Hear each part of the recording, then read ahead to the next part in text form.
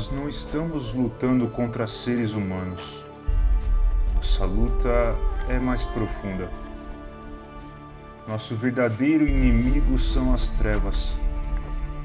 Nós lutamos contra as forças espirituais do mal. Elas influenciam governos, autoridades de todos os tipos, movem os poderes que dominam completamente este mundo e o deixam na escuridão. Fome, guerras, desigualdade. Atenção! Peguem agora a armadura que Deus lhes dá. Ela será a sua arma e a sua proteção. Quando enfrentarem as forças do mal, vocês poderão resistir aos ataques do inimigo. Depois de lutarem até o fim, vocês continuarão firmes, sem recuar, porque enfrentamos constantemente dias de luta.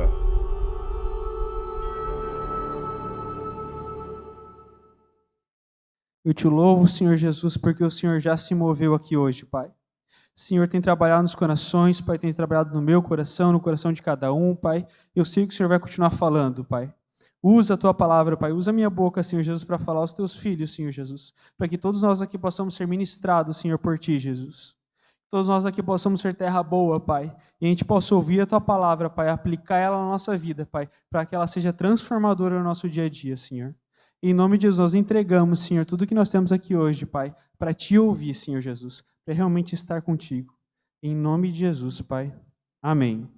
Amém? Amém. Aleluia. E assim, no GP a gente sempre faz assim uma coisa mais enérgica para dar um amém e tudo. E hoje eu queria ver se eu posso contar com vocês para fazer o seguinte. A gente está falando sobre guerra, né, dias de luta, tem todo o tema que o Yuri não colocou de Vard lá os guerreiros porque, vou colocar o que tem no banco de imagens. Não, realmente tinha um objetivo, foi criado esse clima de guerra, as batalhas, para a gente entender que nosso dia a dia é de guerra.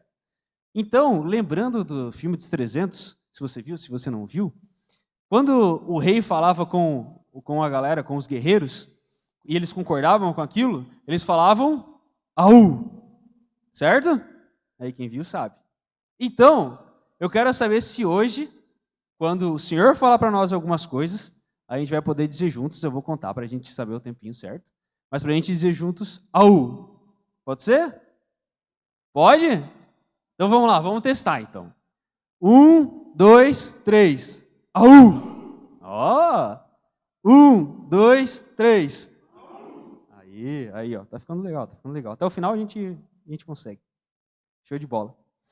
Então, para começar, a gente leu aqui esse trecho da carta de Paulo aos Efésios, e durante esse período aqui, que é em 60 depois de Cristo, o Império Romano estava passando pelo seu apogeu, estava passando sobre a maior, vamos dizer assim, o ápice do Império. Então, ele dominava ali desde Portugal até a Grã-Bretanha, até a Palestina, Israel, até o norte da África. Então, ele dominava grande parte daquela região, quase toda a Europa.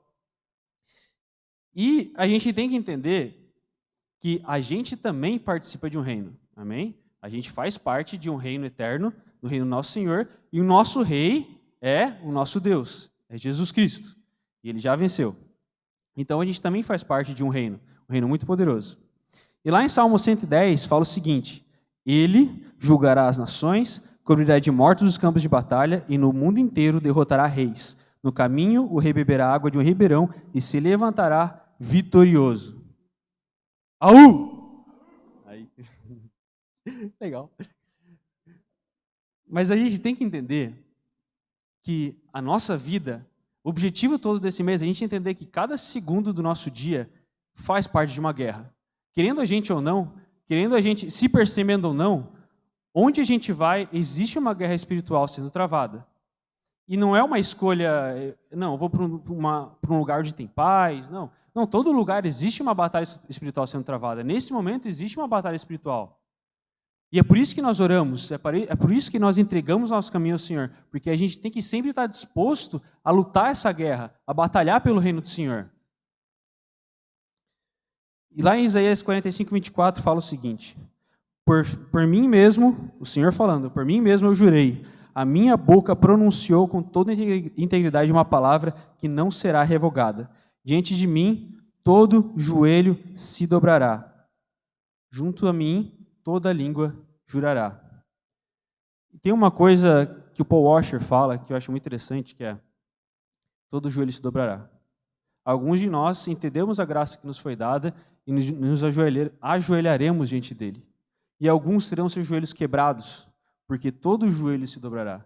Então a gente tem que entender que o Senhor, ele é Senhor sobre toda a terra. Não existe alguém que diga: não, ele não é meu Senhor. Não, ele criou tudo.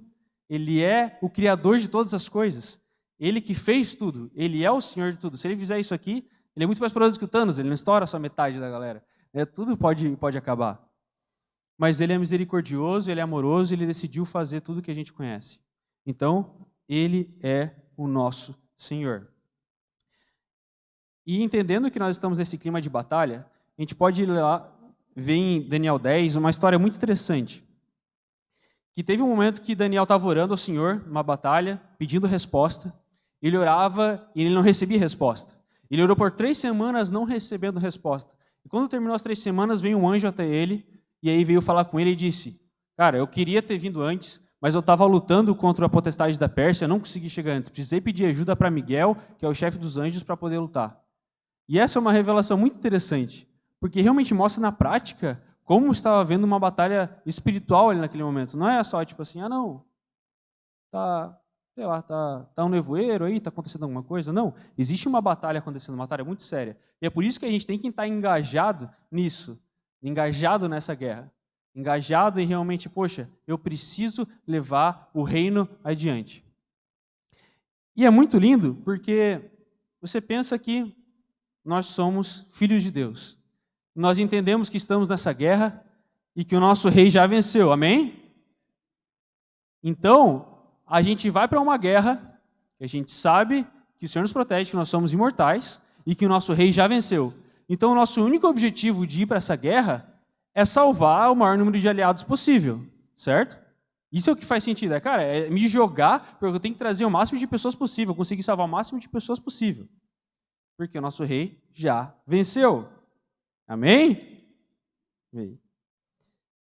Queria pedir para o Yuri colocar o mapinha ali, para a gente entender um pouquinho o contexto da cidade de Éfeso. Aí, ó, dá para ver. Nossa, não é uma aula, tá, gente? É a única imagem que eu vou mostrar. Não quero que seja uma aula. Então, ali é a cidade de Éfeso. Ali a gente pode ver a costa da Itália. Sai um pouquinho na frente. Itália, Grécia, aqui a África, e ali na costa da Turquia a cidade de Éfeso. Isso é só para entender onde está situada a cidade de Éfeso e poder entender que essa cidade era muito importante naquela época. Inclusive, nessa época, ela era a segunda cidade mais importante do Império Romano, só perdia para Roma. E tinha 300 mil pessoas na cidade, naquela época, em 60 depois de Cristo. Então, nessa cidade, passavam muitos turistas, muitas pessoas com muitas crenças diferentes, muitas religiões diferentes, muito dinheiro, né? Tinha uma economia forte também, tinha muitas ideias interessantes, diferentes. Então, era uma cidade cosmopolita, uma cidade que tinha muitas coisas. E se a gente pode falar que existia globalização naquela época, seria em cidades como essa, que havia um grande número de pessoas, um grande número de turistas que traziam ideias diferentes, que eram discutidas ideias diferentes. Então, nessa cidade, tinha muita gente e tinha muita coisa diferente do que tinha numa cidade pequena. E aí, nessa cidade também, existia o templo da deusa Diana, que era a deusa principal da cidade. E ele tinha 3.500 metros quadrados. Era um templo bem grande. E tinha uma economia diversificada, etc. Mas o principal ponto econômico dessa cidade, que é engraçado também, era a parte religiosa. Porque muitas pessoas viviam de estar vendendo artefatos religiosos, como estátuas de Diana esculpidas em prata, outros artefatos santinhos, etc., que eram uma parte bem forte da economia e empregava muita gente na cidade. E até em Atos 19 tem uma história interessante de que Paulo foi pregar lá, tinha outros pregadores do evangelho, e inclusive Demétrio, que era um artífice que esculpia estatuinhas de Diana, juntou uma galera e falou assim: gente, está acontecendo um problema grande aqui. Atos 19. Naquele tempo houve um grande tumulto por causa do caminho. E Demétrio falou para a galera: estão vendo e ouvindo como este indivíduo Paulo está convencendo e desviando grande número de pessoas aqui em Éfeso e em quase toda a província da Ásia. Ele diz que deuses feitos por mãos humanas não são deuses. Olha que loucura. E ele fala isso para a galera. E daí cria um grande tumulto. E daí a galera pega esses pregadores e vão até o Sinédrio para julgar eles. Vão até a Acrópole lá para julgar eles. Até que chega o secretário da cidade e diz que não poderia ser feito dessa forma, senão eles estariam sendo injustiçados, etc.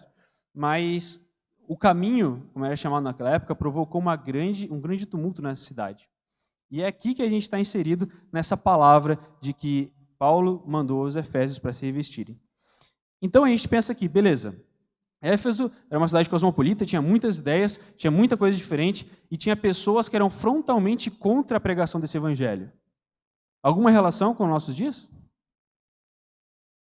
Nenhuma, né? Quase nada.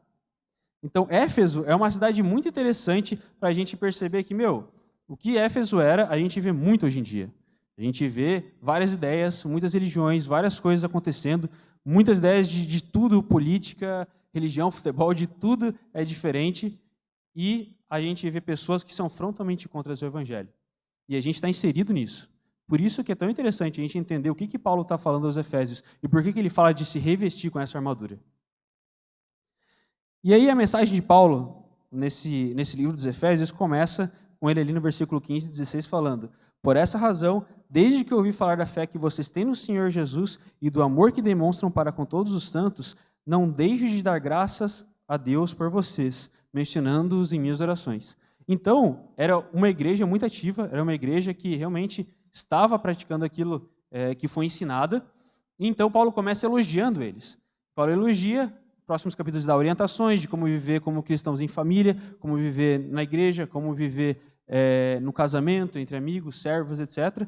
E aí ele chega no alerta, em Efésios 6, e fala: mas revistam-se dessa armadura, porque onde vocês estão é um grande lugar de embate, é um grande lugar de guerra.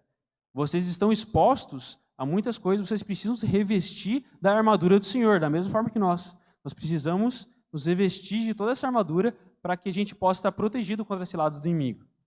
Então é muito importante a gente perceber isso. E aí a gente chega no nosso capacete da salvação.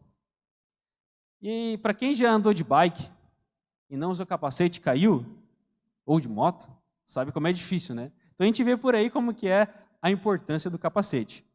Mas quem que estava no GP essa semana? Alguém foi no GP? Só levanta a mão. Aí, muita gente, show de bola.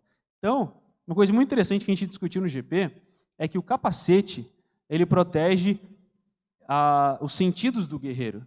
Então ele protege aquilo que o guerreiro ouve, ele protege aquilo que o guerreiro fala, aquilo que ele sente, aquilo que ele vê. Então ele protege todos os sentidos do guerreiro.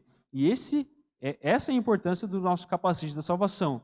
Quando nós temos a certeza dessa salvação, nós podemos, se eu tenho certeza que eu sou salvo em Cristo, se eu tenho certeza de que meu rei já venceu, ele me resgatou e eu vou reinar com ele, cara, tá ganho. Vou viver minha vida para ele e tá assegurada. Tá show de bola, certo? E aí, até comentei no IGP que tem um cara que eu acho bem interessante no YouTube, eu não lembro o nome dele, mas ele é um brasileiro que mora na cidade mais ao extremo do mundo. E ele conhece? E tirando o Alasca, né? É mais extremo do mundo, tirando o Alasca, então um pouquinho antes do Alasca. Então é uma cidade também, toda gelada, toda neve, só neve. Tem um centrozinho ali que tem lojas, tem uma vida cotidiana. E daí ele fala assim, cara, quando eu estou aqui, beleza, minha vida cotidiana. De vez em quando eu saio para a selvageria, para a natureza selvagem, né? Que daí tem os polar, tem lá o congelado que quebra, se tu ficar em cima, quebra, afunda e já era. Tem um monte de animal diferente, então são circunstâncias adversas que fazem ele perceber que, cara, quando eu estou no meu cotidiano, eu percebo que meus problemas, ali, a namorada terminou comigo, perdi o emprego, uma coisa, cara, beleza, tudo isso ali afeta a minha vida, mas, cara, não vai dar nada. Porque quando eu estou lá fora, o urso polar pode me matar, pode acontecer alguma coisa. Isso é um perigo real na minha vida. Agora, não esses pequenos problemas da minha vida. E da mesma forma, quando a gente está com Jesus, cara, a minha salvação está assegurada. Então, o que acontecer daqui para frente, cara, não vai dar nada. Entende? Tipo, não é um perigo real. Agora, o que realmente é um perigo é o nosso coração, a nossa salvação está firmada no nosso Jesus. Amém? 1, 2, 3. Aí. Muito bom, muito bom. Então é isso. Não vai dar nada. O que a gente tem que focar é realmente no nosso coração, no Senhor. E aí a gente pode se perguntar quais mentiras que o diabo tenta colocar na nossa mente e o capacete pode evitar. As mais variadas possíveis. Infinitos tipos de mentira. Certo? Sobre nossa identidade, sobre como as pessoas nos veem, sobre o que Deus fala, sobre o que a minha namorada pensa de mim, sobre aquilo outro. São infinitos os tipos de mentira que o diabo pode jogar na nossa mente. Só que para isso tudo basta a gente ter nosso capacete da salvação, ou seja, ter a certeza da nossa salvação em Cristo. Porque aí, cara, tudo que vier, tudo que alguém falar, cara, eu sei quem eu sou em Cristo. Eu sei quem eu sou, eu sei o que Ele fez por mim, eu tenho a minha identidade firmada nele. Então, não vai dar nada, isso não vai me preocupar. Então, muitas são as setas, mas a defesa, a nossa defesa é uma só, é Cristo. E aí a gente entra na questão de como ter certeza da minha salvação. Sobre outro, não posso falar, não conheço o coração dele. Mas agora sobre a minha vida, sobre o meu coração. Será que eu realmente sou salvo? Será que eu realmente estou seguindo o Senhor da maneira certa? O que se passa? Será que isso preocupa a gente? Eu pensava isso. Mas aí a gente pode ler algumas coisas na palavra que vão nos dar certeza sobre como saber se eu realmente sou salvo. Primeira coisa, Romanos 10, 9 a 11. Se você puder abrir. Romanos 10, 9 a 11. E daí agora a gente vai fazer um zaú pesado.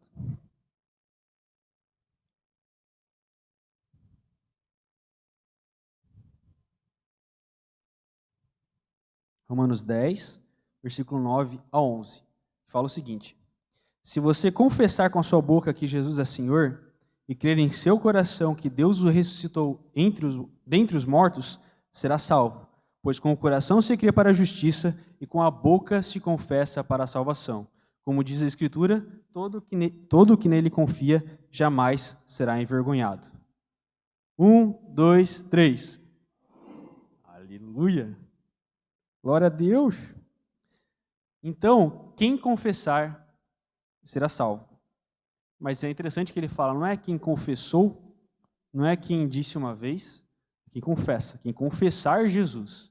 Então, é algo diário, é algo constante. Confessar é falar a todo momento. É realmente testemunhar de que Ele é o meu Senhor. É testemunhar de que eu creio que Jesus morreu por mim e ressuscitou dentre os mortos. Ele está sentado ao lado de Deus. É realmente crer que, cara, Ele é o único caminho. E falar isso várias vezes para as pessoas com atitudes e com palavras. E não só isso também, não apenas confessar com a nossa boca e com nossas atitudes, mas também buscar entender cada vez mais o motivo da nossa fé. Porque eu estava conversando esses dias com o Fernando e o Natan, a gente estava falando sobre apologética, sobre a defesa da fé. Porque é muito interessante, quando a gente começa, a gente recebe o Senhor, a gente não entende quase nada, e a gente vê, eu acredito, massa, mas eu não entendo muita coisa. Então, eu creio meio assim, sem conhecer muita coisa, não entendo, mas beleza, é isso aí. Agora, conforme a gente recebe o Senhor e caminha na nossa fé, a gente tem que buscar conhecimento de por que nós cremos naquilo que nós cremos. E para isso a gente tem que buscar na palavra. Então é muito interessante isso, porque a gente vai entendendo a cada dia que a nossa fé, ela tem muito sentido, ela tem muita lógica. E eu, como engenheiro, gosto muito de lógica. Então, tem que ter sentido. E aí a gente pode ler lá em Romanos 12, 1, que fala o seguinte: portanto, irmãos, rogo pelas misericórdias de Deus que se ofereçam em sacrifício vivo, santo e agradável a Deus. Este é o culto racional de vocês. É interessante que esse termo racional, que é traduzido como racional, no grego ele é lógicos. E esse lógicos, ele significa espiritual e autêntico, que significa concernente à alma e ao racional. Ou seja, o meu culto ao Senhor ele tem que ser com o meu espírito, com a minha fé, mas tem que ser também com a minha razão. É por isso que a gente fala que muitas vezes o Neto, o João fala, cara, estava prestando atenção no que você está cantando? Porque a gente entender aquilo que a gente está cantando é essencial para a gente prestar um culto verdadeiro ao Senhor. A gente entender aquilo que a gente está ministrando, aquilo que a gente está orando, é essencial. É por isso que também fala uma palavra que a gente não pode simplesmente repetir orações e repetir. Realmente tem que ser algo autêntico, tem que ser algo verdadeiro. E tem um outro cara interessante, que é o Blaise Pascal. Para quem estudou física já conhece o Pascal. Muito legal, que é até uma unidade de medida de pressão a gente mede em Pascal. E esse cara era um cristão, um teólogo, e ele fala o seguinte, no seu livro Pensamentos: ora, o último fim é o que dá nome às coisas. Tudo que nos impede de chegar a isso é chamado de inimigo. Assim, as criaturas, embora boas, são inimigas dos justos quando os desviam de Deus. E o próprio Deus é inimigo daqueles cuja cobiça lhe perturba. Então, entende a lógica do negócio? E aí, uma coisa interessante, que para mim tem muita lógica, o sentido de que, cara, Deus é bom, Ele é maravilhoso. Mas se alguém passa a vida toda aqui, sem querer, sem buscá-lo, tipo, não quero o Senhor, Ele não vai obrigar essa pessoa a passar a vida inteira, a passar a eternidade inteira com Ele. Ele vai deixar essa pessoa a passar o resto da eternidade onde o único lugar onde a presença dele não se manifesta, que é no inferno. Que essa é uma discussão também interessante, mas que o Senhor também está lá. O Senhor está em todo lugar. A diferença é que no inferno, Ele é inferno, porque a presença dele não se manifesta. Ou seja, tudo que nós temos aqui no mundo, tudo que é bom, qualquer coisa que seja boa, não tem lá. Porque a presença dele não se manifesta naquele lugar, a glória dele não se manifesta naquele lugar, e por isso é algo tão horrível. E aí, confissão, já falamos a U. Então, esse é o primeiro ponto, confessar. O segundo ponto é a transformação.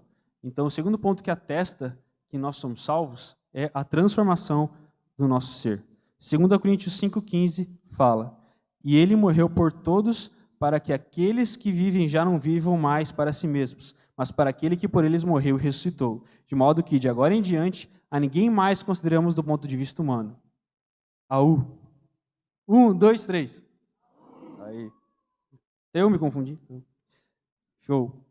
E aí, quis fazer uma relação, que lá na cultura japonesa, eu posso falar da cultura japonesa porque eu li todo o mangá de Naruto, para quem mais leu aí, sabe? E lá, se você lembra, para quem viu o anime ou leu o mangá, você lembra da morte do Neji, lá na Grande Guerra Ninja, não sei que número, mas o Neji era um cara amigo do Naruto, que num dado momento da guerra, iam matar o Naruto, ele se meteu na frente e levou um projétil nas costas e acabou morrendo. E aí ele deu a vida pelo Naruto. E daí ele fala para o Naruto assim: apenas se lembre que a sua vida não é mais sua. Se você vê o episódio, está bem assim. Eu acho isso muito sensacional. Apenas se lembre que a sua vida não é mais sua. Porque agora você tem que honrar aquele que morreu por você. E esse versículo está falando isso, cara. A sua vida não é mais sua. Jesus morreu por ti. Ele sacrificou por você. Então a sua vida, agora, você tem que considerar a morte de Cristo. Você tem que considerar como realmente, agora eu vivo para Ele. Porque foi Ele que me salvou, foi Ele que me resgatou do poder do pecado. E daí lá em Romanos 12:2 fala: não se amoldem ao padrão deste mundo, mas transformem-se pela renovação da vossa mente, para que sejam capazes de experimentar e comprovar a boa, agradável e perfeita vontade de Deus. E como a gente fala, né, como o conhecido termo, metanoia, esse é o versículo da metanoia, é realmente a gente mudar a nossa mente, é mudar como nós pensamos, é mudar como nós agimos, e essa transformação, essa mudança de chave, esse giro da chave, ele é o segundo ponto que comprova que nós somos salvos em Cristo. E aí nós vamos para o terceiro ponto, que são os frutos. João 15, 4, 5 fala: permaneçam em mim e eu permanecerei em vocês. Nenhum ramo pode dar fruto por si mesmo e não permanecer na videira. Vocês também não podem dar fruto se não permanecerem em mim. Eu sou a videira, vocês são os ramos. Se alguém permanece em mim e eu nele, este dará muito fruto. Pois sem mim, vocês não podem fazer coisa alguma. 1, 2, 3. Aleluia. Então é isso. Sem Cristo nós não podemos dar fruto nenhum. Então se nós damos fruto, se nós realmente agimos por Ele, se nós temos amor, paciência, o fruto do Espírito, nós estamos agindo por ele. Então esse é o terceiro ponto que testifica a nossa salvação. Agora, o fruto, quando a gente lê, é só um, não são vários frutos. Ele é um fruto, que é amor, longanimidade, paciência, mansidão, etc. Agora, se eu tenho amor, mas eu não consigo ter paciência, ou eu não consigo ter mansidão ou paz, eu não tenho fruto do Espírito. Isso é muito sério. Só que a gente não precisa se desesperar, porque o fruto do Espírito é manifestado pelo Espírito. Então a nossa função não é, meu Deus, eu errei aqui, eu tenho que fazer pelas minhas forças agora, eu tenho que dar um jeito. Não. A nossa função é se acalmar e buscar o Senhor. Buscando o Senhor, isso vai ser gerado dentro de nós. E aí nós naturalmente vamos poder manifestar mansidão, a paciência e o amor. É o Senhor que gera isso. Isso é maravilhoso. A gente tem que estar muito disposto a se humilhar e, Senhor, eu falhei. Eu me coloco aqui de volta. E eu acho isso sensacional no Evangelho, porque a gente não precisa ter máscara aqui. A gente estava falando isso no GP. Cara, é tão bom a gente poder estar no GP e confessar nossos pecados, nossas falhas. Porque em tantos lugares, ou na nossa sociedade, se vive muito de máscaras. E, cara, eu não posso deixar que o outro veja a minha falha, eu não posso deixar que o outro veja que eu choro, que eu faço isso. Não, a gente tem que, no GP, aqui juntos, como filhos de Deus, nós podemos confessar uns aos outros para que sejamos sarados e mudemos a nossa atitude, sejamos transformados. E isso é maravilhoso, porque a gente pode dizer, cara, Senhor, eu não consigo. Eu tentei, eu não consigo, me ajuda, eu preciso de Ti, preciso do Senhor. Então a gente tem um Pai, a gente tem um Salvador que se preocupa diariamente conosco, que está disposto a salvar, a mudar a nossa vida diariamente. E isso é maravilhoso. Então, ao colocar esse capacete da salvação, o que acontece com a gente? A gente coloca ali na guerra, beleza, a gente foi para a guerra, né? A gente entende que a gente está na guerra constantemente, e daí eu preciso me armar, então eu vou colocar esse capacete da salvação para ter certeza, eu tenho certeza da minha salvação, então eu estou focado nisso. Cara, eu estou totalmente protegido porque meus olhos estão fitos em Cristo, certo? O meu capacete está colocado, eu estou todo protegido e eu estou só olhando para o alvo, que é Cristo. E aí eu posso realmente viver a vida como Ele quer que eu viva. E dessa maneira, tendo essa certeza da salvação, a gente consegue ter uma paz na nossa mente. Por quê? Porque hoje a gente vive numa era que a gente sabe que tem muita informação, tem muita coisa na internet, tem muita fake news, tem muita notícia de verdade, tem muita coisa, muita informação, e a gente absorve tudo isso pelo celular ali, e tem muita coisa na nossa mente. E muitas vezes a nossa mente está cheia de coisas e a gente não quer nem mais pensar em mais nada, porque está cheio de coisa. Até tem um nome para isso, que é overthinking, né, que é o termo aí empregado para que, quando tem muita coisa na cabeça, você pensa sobre pensar. Né? O Mateuzinho não está aí hoje para a gente falar sobre isso. Pensar sobre pensar, você só fica pensando, sabe, e não sai do lugar, isso te atormenta, isso cria uma dor de cabeça em você, mas quando a gente está em Cristo, quando a gente pega, não, peraí, eu sou salvo por Ele, eu coloco esse capacete da salvação, eu entendo, cara, acalma, o Senhor que acalmou o mar, Ele acalma a tormenta na minha mente, Ele consegue acalmar o meu coração, Ele consegue me dizer, filho, eu estou aqui. Então a gente tem um Deus que acalma os nossos pensamentos, que acalma quem nós somos, para que a gente possa relaxar e pensar, cara, não, pera, eu sou salvo nele, é isso que importa, esse é o meu objetivo. Todo o resto é resto. É importante, mas beleza, é resto. O que realmente importa é a minha salvação nele. E com isso, e para conseguir fazer isso, para conseguir a gente se renovar dessa forma, a gente precisa, beleza, fazer exercício físico ajuda, né? A gente sair para correr, gastar energia, só que o que realmente muda a nossa mente é a gente se alimentar com a palavra, é realmente se alimentar com as coisas que são do alto, é realmente entender como o Senhor vê o mundo, como o nosso Senhor vê o mundo. E orar, que é o feijão com arroz, né? Não tem nada mais eficiente do que ler a palavra e fazer oração. Leia a Bíblia e faça oração, como a gente ouve desde criancinha já. E aí, pensando em tudo isso que Paulo falou para Efésios, de se revestir com a armadura, queria chamar a banda, pode se preparar para ir subindo já, vamos caminhando para o final. Queria que a gente pensasse o que houve com Éfeso, depois de toda essa palavra que foi ministrado de Paulo ali para os Efésios, o que será que aconteceu com Éfeso? E a gente pode ler lá em Apocalipse 2, versículo 1 ao 7. Apocalipse 2, versículo 1 ao 7, onde João, inspirado pelo Senhor, escreve uma carta para Éfeso. E o Senhor falando nessa escrita, nesse trecho. E ele fala assim, Apocalipse 2, versículo 1 ao 7. Ao anjo da igreja em Éfeso, escreva: estas são as palavras daquele que tem as 7 estrelas em sua mão direita e anda entre os 7 candelabros de ouro. Conheço suas obras, o seu trabalho é árduo e a sua perseverança. Sei que você não pode tolerar homens maus, que pôs à prova os que dizem ser apóstolos, mas não são, e descobriu que eles eram impostores.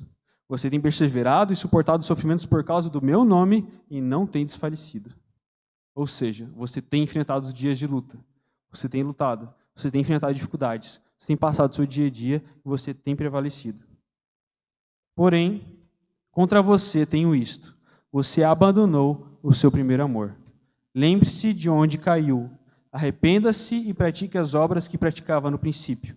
Se não se arrepender, virei a você e tirarei o seu candelabro do lugar dele. Mas há uma coisa a seu favor: você odeia as práticas dos nicolaítas, como eu também os odeio, que era um povo, uma seita que pregava heresias, que pregava libertinagem sexual, pregava algumas coisas que eram contrárias à palavra. Então o Senhor fala: eu também os odeio. Aquele que tem ouvidos, ouça o que o Espírito diz às igrejas. Ao vencedor, darei o direito de comer da árvore da vida que está no paraíso de Deus. Então, ele elogia, fala que, poxa, vocês têm feito bem, vocês têm ido bem, vocês têm discernido impostores, vocês têm realmente separado o que é a verdade da mentira, vocês têm feito muito bem isso. Porém, vocês se esqueceram do verdadeiro amor, ou do primeiro amor. Vocês se esqueceram de realmente renovar sua mente todos os dias. Ou seja, depois daquele conselho, a carta de Apocalipse foi em mais ou menos 90 depois de Cristo, então cerca de 30, 40 anos depois que foi escrito isso, da carta de Efésios. Então, esse povo que estava ali nesse momento tinha esquecido do primeiro amor, esquecido de realmente colocar, de ter esse capacete da salvação, de ter a certeza da sua salvação, e aí eles acabaram fraquejando. Eles acabaram esquecendo de renovar sua mente e foram sendo influenciados pouco a pouco no seu coração. E aí o Senhor alerta eles falando isso: cara, você começou bem, você está indo bem, você até tem feito coisas certas, só que o que eu quero é o seu coração. E o seu coração abandonou o primeiro amor. Então, você hoje volte para o primeiro amor. É isso que ele está falando. Ele fala para nós essas duas coisas. Nós podemos ser salvos por Cristo, nós podemos receber o Senhor hoje. Se você ainda não recebeu Jesus, você pode receber o Senhor hoje. E se você já andou de forma automática no seu cotidiano, hoje a gente pode renovar a nossa mente. Por quê? A gente precisa voltar ao primeiro amor. A gente precisa renovar cada dia a nossa mente. Por quê? Porque a gente tem dificuldades novas a cada dia, a gente tem coisas novas a cada dia. Mas a nossa mente, as nossas ações precisam estar totalmente alinhadas com o Senhor, com o que o Senhor deseja para nós. Amém? Vamos ficar de pé?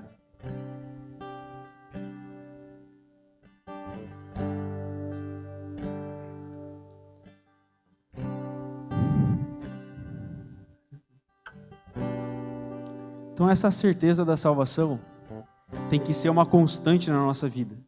A gente tem que buscar a palavra, buscar o Senhor, confessar Ele, ser transformado cada dia e dar frutos para que essa certeza da salvação seja uma constante, para que a gente possa não ter grandes oscilações, mas que a gente possa crescer no Senhor a cada dia. E aí tem uma coisa muito interessante que um pregador que eu gosto, que o Paul Washer fala, que é: nós vamos entender tudo sobre a volta de Cristo no dia que Ele voltar. Porém, nós vamos passar a eternidade tentando entender o que Cristo fez naquela cruz. Porque o que Cristo fez naquela cruz é maravilhoso, é muito além do que a gente pode entender. Lá em Romanos 11:36 fala: ó profundidade da riqueza, da sabedoria e do conhecimento de Deus. Quão insondáveis são os seus juízos e quão inescrutáveis os seus caminhos. Colossenses 2, do 2 ao 3. Esforço-me a fim de que o coração de vocês seja animado, estando vós unidos em amor e juntos alcanceis toda a riqueza do pleno entendimento, para que possais conhecer perfeitamente o mistério de Deus, a saber, Cristo. Nele estão ocultos todos os tesouros da sabedoria e do conhecimento. E a palavra ainda fala que Cristo reconciliou consigo mesmo todas as coisas. Estão na terra, debaixo da terra e no céu. Ele reconciliou consigo todas as coisas. E a profundidade desse todas as coisas é algo que a gente tem a vida toda para tentar descobrir. E a gente não vai conseguir descobrir aí inteiro. E é por isso que a nossa mente pode ser renovada a cada dia. Porque existem coisas novas sendo descobertas nele a cada dia. Existem coisas novas para a gente entender nele, para ser renovado nele. E isso é maravilhoso. Nossa vida é uma vida dinâmica. A vida do cristão é uma vida dinâmica. Que a gente tem que se renovar, tem que se transformar, tem que entender o que o Senhor quer naquele momento. A gente tem que estar orando sempre. Tem que entender que naquela situação, quem sabe o Senhor quer que eu fique calado, ou quem sabe o Senhor quer que eu fale, que eu pregue. Então isso é maravilhoso. E última coisa é que esse capacete da salvação, no nosso dia a dia, ele pode ser uma coisa muito prática. Uma coisinha que eu usava até como pulseira um tempo, que é: o que Jesus faria?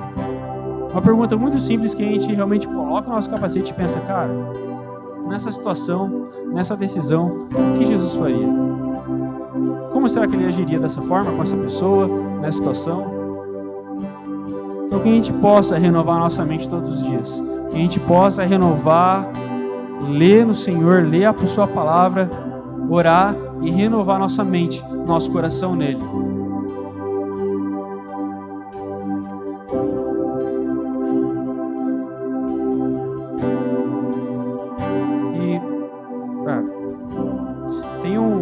Tem um escritor, que é o Oscar Wilde, viveu ali na época de 1700. E ele é um hedonista, ele buscava o prazer acima de tudo. Ele escreveu alguns livros, inclusive ele começou um movimento na literatura que era o esteticismo, que era a busca pela estética ali nos textos, na arte, em detrimento das questões religiosas, questões morais. O que importa é que era bonito esteticamente. Ele buscava o prazer de todas as formas, seja com homens, mulheres, o que dava prazer ele buscava. E o último poema que ele escreveu antes de morrer foi The Ballad of the Reading Gaol, que é a balada do cárcere de Reading. E nesse momento, ele, pela poesia, ele tem um encontro com o Senhor. E um cara que no começo da poesia ele fala que é toda em inglês, né? Então, se você quiser ler em inglês, a métrica que é usada é perfeita, é linda. Mas ele fala que algo estava morto em cada um de nós. E o que estava morto em cada um de nós era a esperança. E os homens matam aquilo que eles amam, que todos ouçam isto. Alguns matam com um olhar, alguns matam com uma palavra lisonjeira. O covarde faz com um beijo e o homem bravo com uma espada. E depois ele continua, ele vai desenvolvendo essa poesia e ele chega um momento que ele fala: eu era uma alma em dor, mas a minha dor não podia mais sentir. E ele continua, e no final do poema ele fala: e todo ser humano que quebrar o seu coração, seja numa prisão ou no parque, como aquele vaso quebrado, que deu seu tesouro ao Senhor e encheu a casa do leproso com um nardo mais caro. Ah, como são felizes aqueles que o coração quebra e encontram a paz e o perdão. Como de outra forma o homem pode endireitar o seu caminho e limpar o seu coração do pecado? Como outro caminho, senão o coração quebrado, pode o Senhor entrar, o Senhor Jesus Cristo entrar? E com lágrimas de sangue Ele limpa a minha mão, a mão que uma vez segurou a espada. Porque apenas sangue pode limpar sangue, e apenas as lágrimas podem sarar. E aquele carmesim que antes era de Caim, agora é o branco neve de Cristo. É essa transformação que o Senhor faz na nossa vida. É isso que Ele pretende fazer, Ele quer fazer na vida de cada um que nos rodeia. E é isso que a gente tem que entender. Cara, eu estou numa guerra e eu preciso pregar, eu preciso falar, eu preciso influenciar pessoas, porque eu sou salvo em Cristo. Então o meu objetivo é juntar mais pessoas.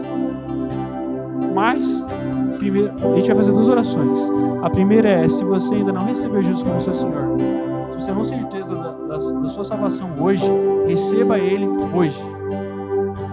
Queria pedir para que todo mundo colocasse a mão no coração.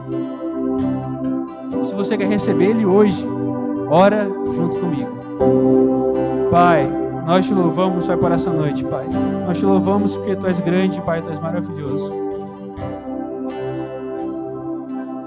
Jesus, eu te recebo na minha vida hoje. Eu te recebo como meu Salvador, porque eu sei que Tu já és meu Senhor. Independente de como eu vivia, independente do que eu passei, segura a minha mão, Jesus. Eu preciso de Ti, eu reconheço que Tu és meu Salvador, eu reconheço que eu creio que o Senhor morreu por mim, que o Senhor limpa os meus pecados, que o Senhor ressuscitou, para a glória de Cristo.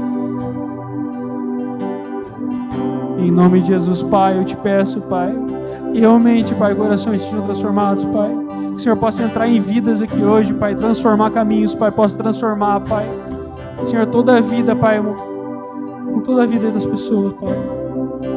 Em nome de Jesus, Pai, trabalha, Senhor, como você vem trabalhado desde o início do culto, Pai.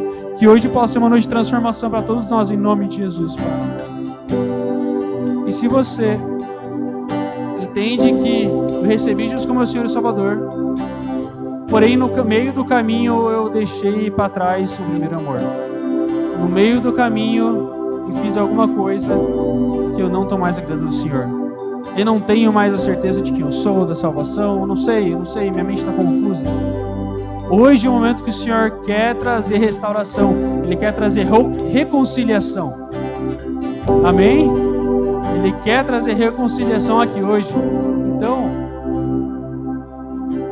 Pai, Senhor, nós nos colocamos diante de Ti, Pai, como filhos Teus, Jesus. Nós confessamos que nós somos pecadores, Pai. E sem Ti nós não somos nada, Pai.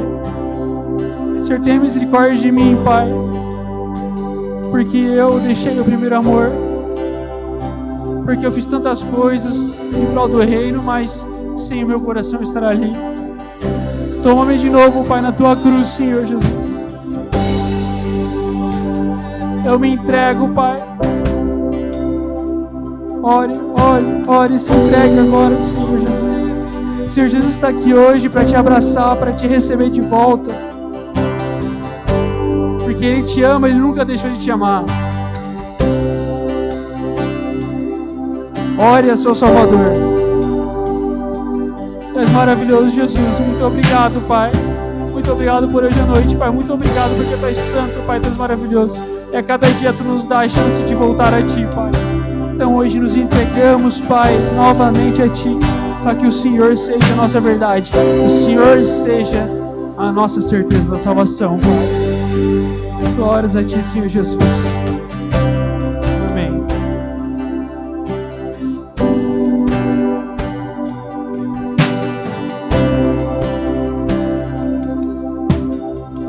Não há outro lugar onde eu quero estar. Não há outro lugar que em Teu amor,